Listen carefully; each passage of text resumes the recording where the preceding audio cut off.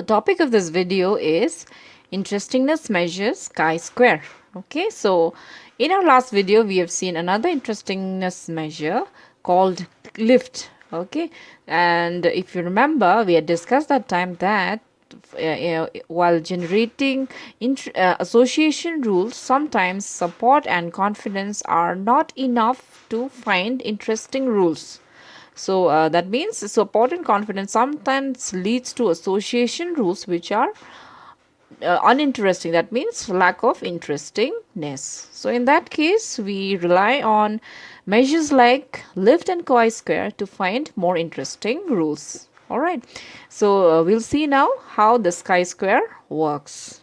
For chi-square to work, we will be needing a contingency table that we have seen earlier in our lift example. Okay, and here, if you look, the format is slightly different. Why? Because here we have two values for each of the events. All right, so the value that is outside is your observed value, and the one within brackets is your expected value. So we need these two values, two types of values for calculating chi-square. And chi-square, it tells which is better than our support and confidence, just like our lift.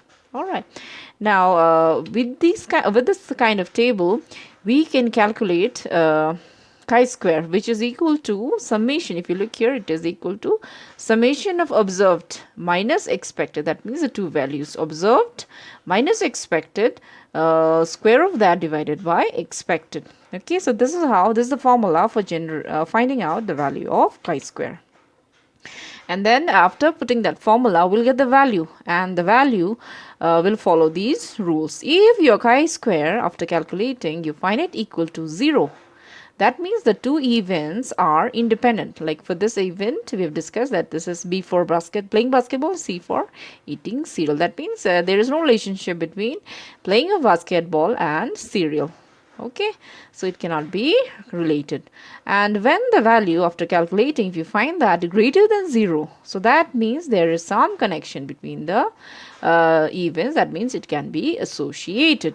All right, so now whether that value, whether that relation between the two events is positive and negative, we have to perform some additional test. Okay, but if it is equal to 0, I mean greater than 0, some positive value, that means that the two events are correlated. They have some relationship. It can be positive relation or a negative relation. Try and put these values in our and calculate the value of chi-square. Okay, so we have start with because there are 4 cells, so we'll see 4 values here. Okay, and then we are putting that formula where we are doing observed minus expected, square of that divided by 400. All right, so each like that, each of these values, each of these terms are calculated, and then we add the sum, and after that we find it to be equal to 55.89. Now clearly it is greater than 0.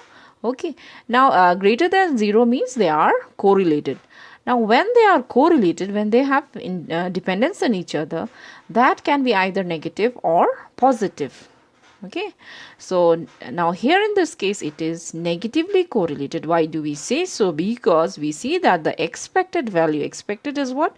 450. 450 is greater than 400, which is our observed value. So whenever this is the case, it is negative correlation, and whenever it is the reverse, it is positively correlated.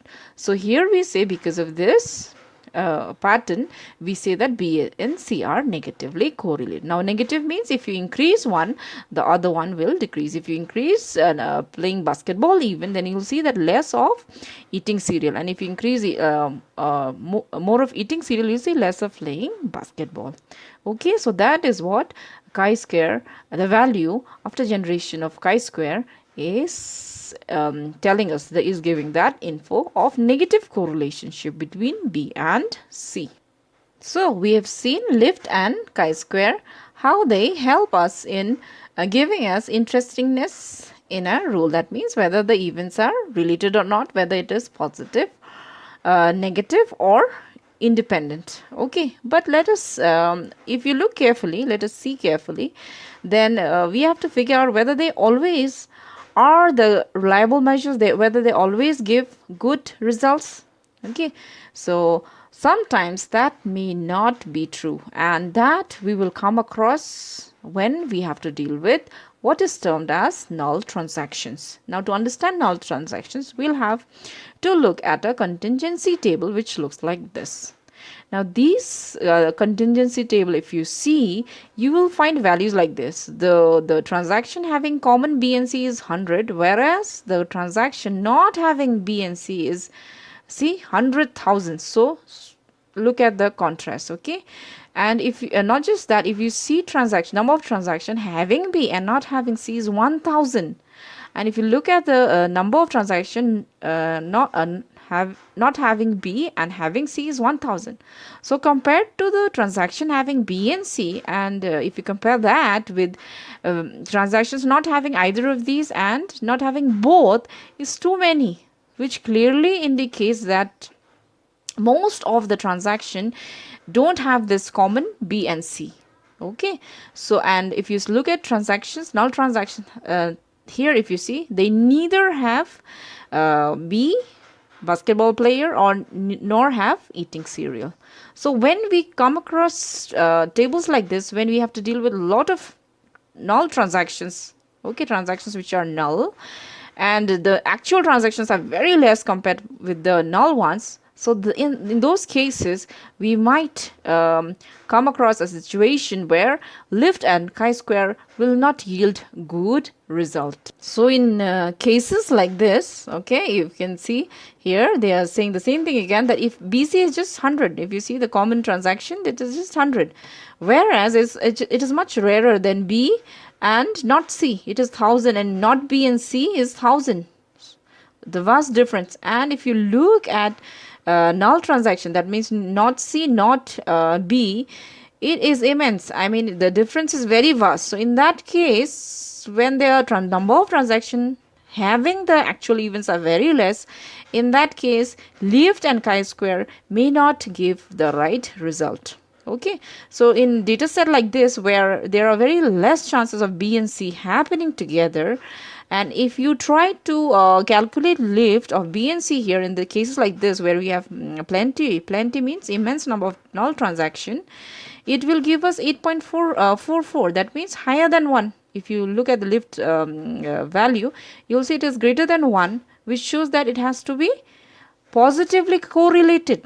So it is showing us that B, if you increase, then C also will increase, which we know is not true.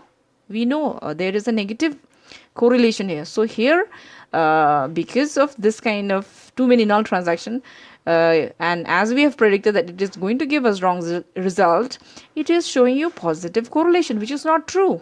Okay, so lift fails in cases where we have null immense number of null transactions. Similarly, if we try to implement chi-square, maybe if lift is not working, then maybe chi-square. But chi-square also it is giving after calculating. So this is the table. Okay, so we have these values expected and observed. We say after putting that, we find that chi-square is equal to 670.